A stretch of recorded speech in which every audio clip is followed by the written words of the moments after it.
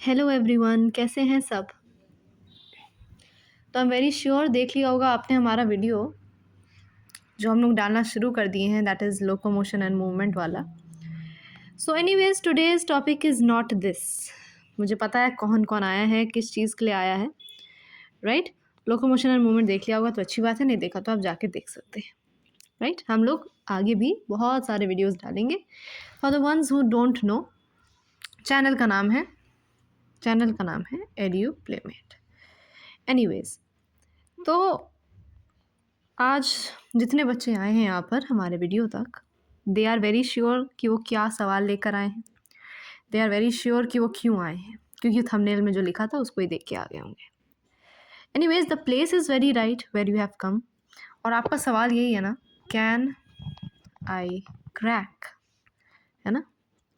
क्या मैं स्कोर कर सकता हूँ, या क्या मैं स्कोर कर सकती हूँ 360 आउट ऑफ 360, यही सवाल है ना। यहाँ बहुत सारे तरह के बच्चे आए होंगे, ऐसे बच्चे जो रिवाइज़ कर रहे होंगे अभी 5 मंथ्स में, और ऐसे बच्चे भी आए होंगे जिनको यही नहीं पता कि what is the syllabus. Chapter के नाम ही नहीं पता यार, है ना। अभी बस थोड़ा सा लग रहा है कि 5 मंथ्स आर लेफ्ट, है ना। 5 months are left and the 5 months are left मतलब कि 150 डेज अप्रॉक्स मान के चलते हैं, है ना। तो आपका ये सवाल है कैन आई, क्या मैं कर सकती हूँ, क्या मैं कर सकता हूँ, ये जो सवाल है इसका जवाब पहले आप लिख लीजिए, यस यू कैन। इसका जवाब लिख लीजिए पहले। अब क्यों इसका जवाब लिख लीजिए, because yes of course you can. अच्छा ये समझो, यू कैन में और यू विल में अंतर होता है।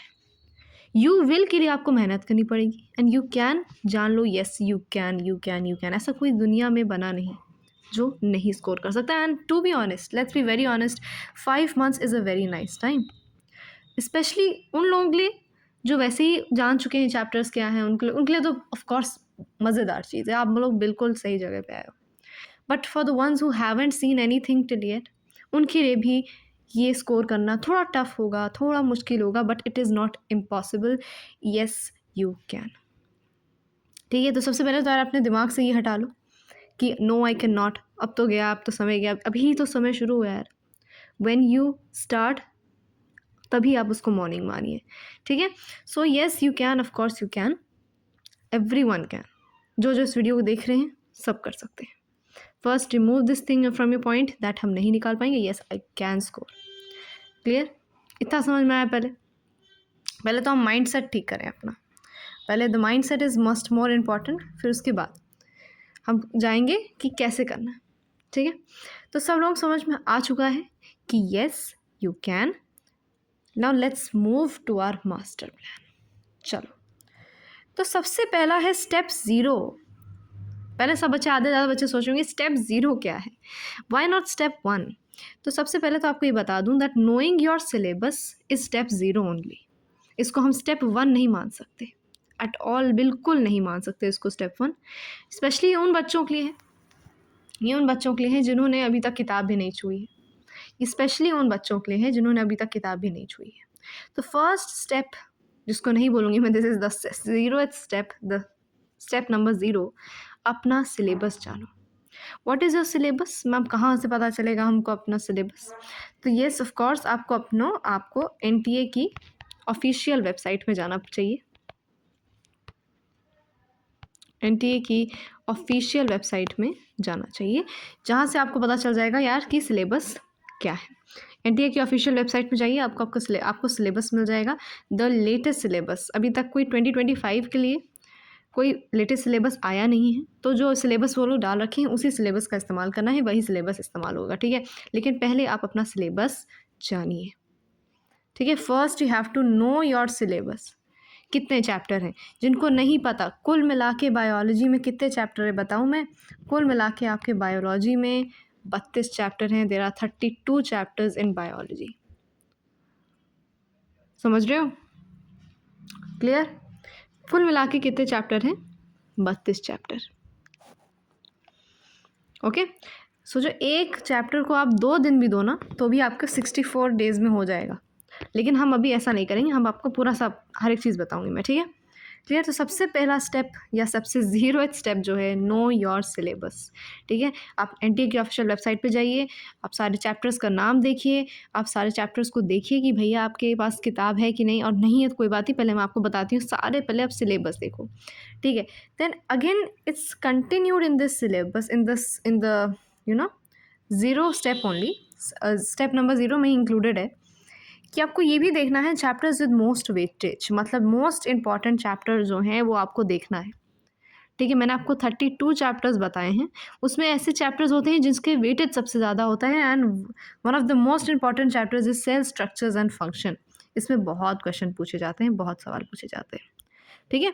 तो करना क्या है, आपको वेटेज भी देखना है आप चैप्टर्स का, what are the most important chapters, चाहे वो कोई भी चैप्टर देखो, इसमें मैंने सारे मोस्ट वेटेज इंपॉर्टेंट चैप्टर्स आपके निकाल के रख दिए हैं। चाहो तो आप इसका स्क्रीनशॉट ले सकते हो, this is also one thing, और आप चाहो तो आप खुद से रिसर्च करो, मेहनत करो, आपको मिल जाएगा, ठीक है? चैप्टर्स विद मोस्ट वेटेज आप उसको देखिए, द मोस्ट इंपॉर्टेंट चैप्टर्स, ठीक है? आपको बता दे रही हूँ, जैसे for example reproduction is very important, genetics is बहुत इंपॉर्टेंट, बायोटेक्नोलॉजी बहुत ज़्यादा इंपॉर्टेंट है, एग्जामिनर्स का मोस्ट फेवरेट पार्ट, राइट? और वन ऑफ द मोस्ट मैंने बता दिया, सेल स्ट्रक्चर, है ना? बायोलॉजिकल क्लासिफिकेशन में तो आता ही आते हैं सवाल, 3-4 तो आ ही जाते हैं हर साल। So these are the chapters with most weightage. ऐसा नहीं कि और चैप्टर से सवाल नहीं आएंगे, लेकिन हमें पहले मोस्ट इंपॉर्टेंट चैप्टर्स को करना चाहिए, ताकि हमारा पहली बात तो हमारा माइंड भी फ्रेश रहे, है ना? हमारा माइंड भी फ्रेश रहे, हाँ यार इतना बड़ा बड़ा चैप्टर हो गया, अब छोटे छोटे चैप्टर तो हो ही जाएंगे, ठीक है? तो ये पहले आप देखिए, जिनको स्क्रीनशॉट लेना है they can take it freely, screenshot ले लीजिए, ठीक है? क्लियर होगी बात, बिल्कुल अच्छे से क्लियर हो गई। ये दोनों चीज़ें समझ में आई कि भाई पहले अपना सिलेबस देखो, this is the actually this is step 0, but it is very important, और ये स्टेप जो बच्चे थोड़े से सिंसियर थे पहले से, उन्होंने सबसे पहले यही स्टेप किया था, राइट? सबसे पहले उन्होंने यही स्टेप किया था। ओके ओके, तो आप देखिए, आपने इसका वो ले लिया, स्क्रीनशॉट ले लिया, नहीं लिया तो कोई बात नहीं, आप बस अपने आप से जाकर आप चाहें तो आप एनटीए की ऑफिशियल वेबसाइट में देख सकते हो, क्लियर? अब आते हैं आपके स्टेप 1 में, द मोस्ट इम्पॉर्टेंट स्टेप, और आई थिंक कि ये स्टेप सब जानते हैं। ये स्टेप आधे बच्चे बोलेंगे कि यार नीट जो है it is one of the most toughest exams. हाँ ठीक है, बिल्कुल सही कह रहे हो, टफेस्ट एग्ज़ाम है, ठीक है, बिल्कुल सही कह रहे हो, but what is tough, what is difficult, you know? मेरी मॉम क्या बोलती थी, मेरी मॉम बोलती अभी भी हैं, what does she says that जो चीज़ आपको आती है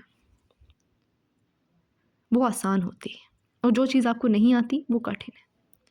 सो मान लीजिए आप एक 2 साल के बच्चे से पूछ रहे हो what is 2+2, तो क्या जवाब देगा? It's the most toughest question in this world, 2+2। लेकिन जब मैं आपसे पूछ रही हूँ यार, तो आप बोल रहे हो कि बहुत आसान है। So what you have to see is this, जब आप पढ़ लोगे तो आपको पता चलेगा कि this is not tough, this is only coming from here. आपको बस जानना है, you need to know, you need to know, no no no, समझ रहे हो? जानना है आपको हर एक चीज़, आपको एनसीईआरटी ही पढ़नी पड़ेगी, तब जाके आपको रियलाइज़ होगा that no it's not the toughest exam, but it is one of the exams जिसमें हर एक सवाल, हर एक लाइन इंपॉर्टेंट है फ्रॉम दिस बुक। जब मैं बोलती हूँ दैट रीड एनसीईआरटी थरोली, जब मैं बोलती हूँ रीड एनसीईआरटी थरोली का क्या मतलब है? इसका मतलब है यार कि आप जैसे एनसीईआरटी पढ़ रहे हो तो एक एक लाइन आपको पता होनी चाहिए, each and every line must be a fact, you must be going through each and every line. For example, जब आप छोटे क्लास के बच्चे की कोई किताब उठा लो तो आप देखोगे जब उस किताब को, then you will be like हाँ ये मुझे पता है। ऐसे ही तो होता है ना, जब छोटे बच्चे की किताब पढ़ते तो यू लाइक हाँ ये सब तो मुझे आता है। ऐसे ही आपको रिवाइज करना है एनसीईआरटी, जब आप खोलो तो आपको लगे कि हाँ ये तो ऑलरेडी हम जानते हैं। ऐसी ऐसी आपको लाइंस आनी चाहिए। सो रीड एनसीईआरटी थॉरोली मतलब एक एक लाइन आपको पता होनी चाहिए। और जो बच्चे इंट्रो स्किप करके जाते हैं, है ना, आती है कभी कभार इंट्रो, तो इंट्रो में भी आप देख लिया करिए, if there is something important you have to read it, ठीक है ना। मास्टर एवरी लाइन, जैसे मैंने बता दिया, एंड डायग्राम्स। जो बच्चे ये छोड़ के जाते हैं उनको पता नहीं क्या बताऊँ मैं, कितने मार्क्स का तो वो ऐसे ही छोड़ के आ जाते हैं।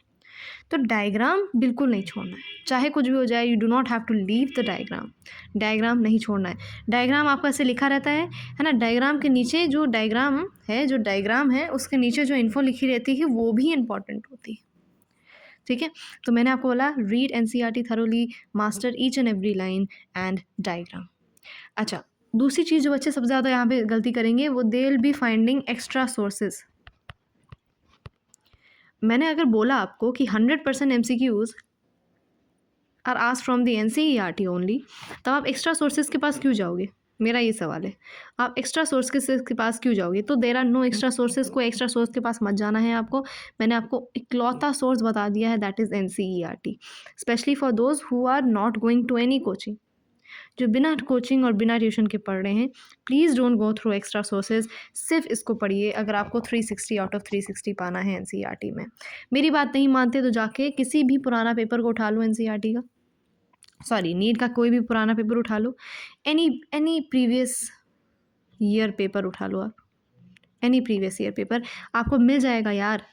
NCERT के ही सवाल हैं सारे, वो भी डायरेक्ट, कुछ तो डायरेक्ट हैं, कुछ आपको वहीं पे थोड़ा सा से जलेबी बना के दिया जाता है, कुछ सवाल थोड़ा सा टर्न मार के दिया जाता है कुछ सवालों को, ठीक है। तो पहले आप इसको मास्टर करिए। मास्टर करने का मतलब है कि आपको each and every line, each and every diagram, each and every table also आपको आनी चाहिए, हर एक चीज़, ठीक है।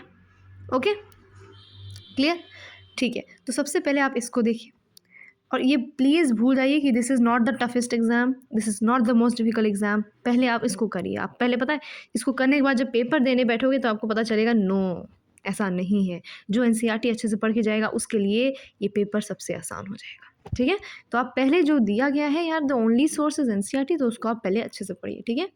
Now let's move to step number 2. What is step number 2? Step number 2 is to practice MCQs daily. समझ रहे हो?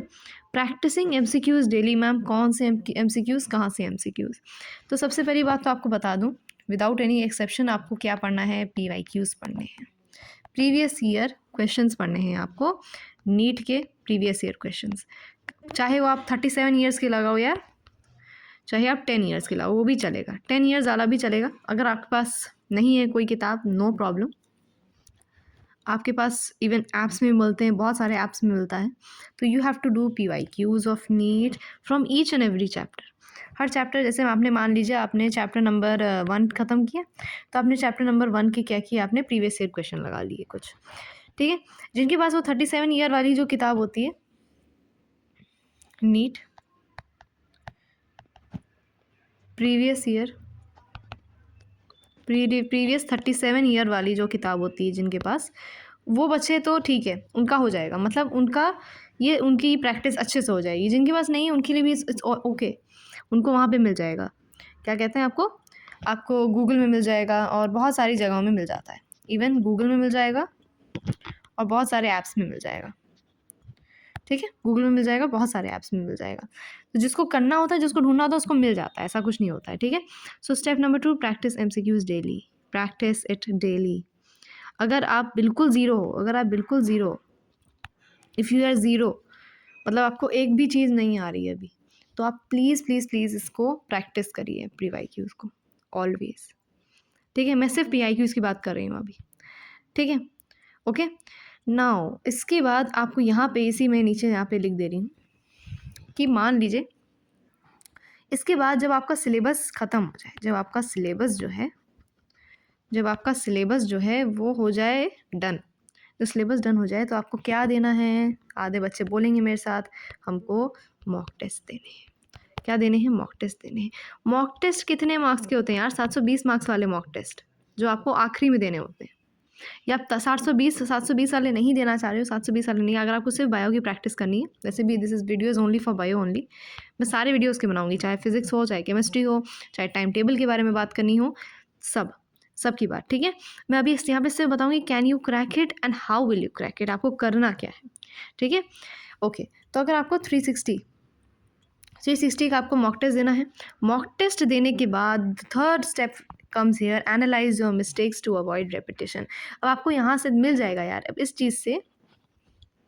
चीज़ के बाद आपको अपने वीक चैप्टर्स मिल जाएंगे। मिल जाएंगे कि नहीं मिल जाएंगे? आपको आराम से अपने वीक चैप्टर्स मिल जाएंगे इससे। अब जब वीक चैप्टर्स मिल जाएंगे तब उसको क्या कर सकते हो, एनालाइज कर सकते हो, एंड येस ऑफ कोर्स आप उस चैप्टर को रिवाइज कर सकते हो। ठीक है, एनालाइज एंड रिवाइज। ठीक है, रिवाइज करना बहुत इंपॉर्टेंट है। ठीक है, आप चैप्टर भूल जाते हैं, इसलिए क्या होता है, आप लिख नहीं पाते हैं। सो अकॉर्डिंग टू मी, अगर आपने ये 3 बेसिक स्टेप्स, जिसमें आपको सबसे पहले आपको एनसीईआरटी कवर करना है और आपको फिर पीवाईक्यूज लगाने हैं एंड देन आपको मॉक टेस्ट देने हैं, अगर आप ये 3 चीज़ें करते हैं तो मेरे हिसाब से आपको आपको नीट में 360 लाने से कोई नहीं रोक सकता। मैम ऐसे कैसे, ऐसे कैसे? हाँ, अब आप पूछोगे कि मैम टाइम टेबल बताओ, हम कब पढ़ें, कैसे पढ़ें? मेरे हिसाब से आपको ऑल टाइम पढ़ना चाहिए। जब आपको टाइम मिले, आप एवरी डे आपको 2 आवर्स निकालने पड़ेंगे, 2 आवर्स निकालने पड़ेंगे, है ना? आपके पास कितने दिन हैं, राइट? आपके पास दिन कितने हैं? यू आर हैविंग, ओके, आपके पास है बेटा 150 दिन ऑलमोस्ट, है ना? जिसमें आखिरी का जो महीना होता है, अप्रैल का जो महीना, है ना, वो तो आप बिल्कुल ही दे दो यार मॉक टेस्ट वॉक टेस्ट के लिए। मतलब कि वो मॉक टेस्ट होते हैं, those mock test are not for bio only, these mock test are for the 720 वाले मॉक टेस्ट, जिसमें आपके फिजिक्स हो गया, आपका केमिस्ट्री हो गया और आपका बायो, तीनों इन्वॉल्व रहता है। तो वो महीना आप भूल जाओ। ठीक है, अप्रैल का महीना आपका सिर्फ और सिर्फ मॉक टेस्ट का होगा, तो आप इस महीने को आप हटा सकते हैं। उससे पहले जितने महीने, सबसे पहले तो आप जितना महीना लेना मतलब जैसे आप अभी दिसंबर है, दिसंबर हो गया, जनवरी, क्या लिख रही हूँ, दिसंबर हो गया, जनवरी एंड फरवरी, 3 महीने हैं। 3 महीने में तो आप पहले आप इन 32 चैप्टर्स की क्या करिए, आप मास्टरी करिए, चाहे कुछ भी हो जाए। ठीक है, इन 32 चैप्टर्स की क्या करिए, मास्टरी करिए। मैम इसकी मास्टरी हम करेंगे कैसे? देखो, टाइम टेबल तो मैं आपका जब उस वाले वीडियो में बताऊंगी, जब आपको 720 वाला कैन आई क्रैक नीट और नॉट, उस वाले वीडियो में आपको बताऊंगी। पहले तो आप ये देखो 32 चैप्टर्स में मास्टरी कैसे करनी है। आपने you saw one video lecture देखना पड़ेगा। जो एनसीईआरटी पहली बार खोलेंगे स्पेशली वो, उनको आधा समझ ही नहीं आएगा, because NCERT text is very boring. तो पहले आप वीडियो लेक्चर देखेंगे, वीडियो लेक्चर देखने बाद आप नोट्स बनाएंगे इफ़ रिक्वायर्ड, बिकॉज आपकी पूरी की पूरी बायो की किताब जो है वही आपकी नोट्स होने चाहिए। ठीक है, बट फॉर शॉर्ट रिविजन आपको नोट्स बनाने पड़ेंगे फॉर योर रिविजन। ठीक है, नोट्स बनाने के बाद आपने क्या किया, उसको इन नोट्स को रिवाइज़ किया, फिर आपने नोट्स के बाद इनके पीवाईक्यूज लगाए, तब आपका जाके एक चैप्टर हो पाएगा। इसलिए मैं क्या कहती हूँ, सॉरी, हाँ यहाँ पे ये लिख दिया 1 चैप्टर, इसलिए मैं कहती हूँ कि आप एक चैप्टर को अच्छे से करो। और सबसे ज़्यादा इंपॉर्टेंट बात, आपने एक चैप्टर अच्छे से कर लिया, और एक चैप्टर करने में मैक्स टू मैक्स आपके 3 दिन लगने चाहिए या 2 दिन चाहिए। ठीक है, max 2 to 3 days, 2 to 3 days। ठीक है, और one more thing, if you are going alternately अगर आप पढ़ोगे, हम अल्टरनेटली मतलब पहले आपने क्लास 11th का पढ़ा, फिर क्लास 12th का पढ़ा एक चैप्टर, फिर क्लास 11th का पढ़ा, फिर क्लास 12th का पढ़ा, तो आप यू विल बी, आपको एक ना मेंटल सेटिस्फैक्शन मिलता रहेगा। क्या मिलता रहेगा? मेंटल सेटिस्फैक्शन मिलता रहेगा कि हाँ भाई, मेरा 11th भी ख़त्म होता जा रहा है, 12th भी ख़त्म होता जा रहा है। वरना आपके दिमाग में रहता है अरे नहीं, अभी तो 12th भी बचा, अभी तो बहुत सारी चीज़ें बची। ठीक है, so this is one of the ways कि आप बिल्कुल पा सकते हो। और अगर आपने इस पूरे, जितना मैंने आज इस पूरे वीडियो में बताया, जितना बताया आज मैंने इस पूरे वीडियो में, if you do this then can से हट के क्या हो जाएगा, विल हो जाएगा। और एक दिन हो जाएगा that yes you did it. क्या हो जाएगा? You did it. ये दिन ज़्यादा दूर नहीं अगर आपने यही पैटर्न फॉलो किया। ठीक है, सो मैं जानती हूँ कई बच्चे a bit stressed, starting to take a bit stress, please do not stress out। Stress लेने से आपका नीट का एग्ज़ाम निकल जाएगा, तो बिल्कुल स्ट्रेस लीजिए, लेकिन अगर नहीं निकलेगा तो then it's very much vain, मत स्ट्रेस लीजिए, just do all these things, आपको आराम से मार्क्स मिल जाएंगे। अब कई बच्चे लिखने शुरू कर देंगे कमेंट में, मैम असली दिक्कत तो बायो नहीं, आपने बायो तो बता दी, अब फिज़िक्स भी बता दीजिए। केमिस्ट्री बता दीजिए, ये भी बता दीजिए कि मैं पूरे 720 में से 720 ला पाऊँगी कि नहीं, ला पाऊँगा कि नहीं, वो सब बताऊँगी मैं। ठीक है? Everything in each chapter I will also tell the time table, I will also tell the time table, चिंता मत करो, सब कुछ बताया जाएगा, पहले आप इसको फॉलो करिए। All those who are thinking नहीं हो पाएगा, बिल्कुल हो जाएगा, बिल्कुल हो जाएगा, बिल्कुल हो जाएगा। ठीक है? Clear? Okay, thank you everyone.